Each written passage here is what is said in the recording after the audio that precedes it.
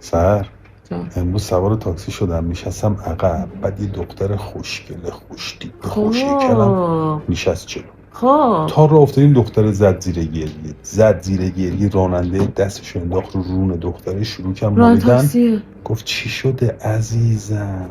دختره اشکاشو پاک کرد، گفتش که همین الان طلاق گرفتم اومدم سوار ماشین شما خب شدم. بعدش همینو که گفت راننده تاکسی دستشو انداخت دور گردن دختره، گفت این چیزی نیست که عزیزم، منم این دورانو گذروندم. خب بعدش چی شد؟ هیچی دیگه. راننده بهش گفت امشب بیا بریم خونه ما، هم دلداریت بدم هم یه کاری میکنم کل اینا رو فراموش کنی. خب تو چیکار نکنه؟ به تو هم گفتم تو هم پاشو با ما بیا بریم خونه. نه بابا من همونجا پیاده کردم.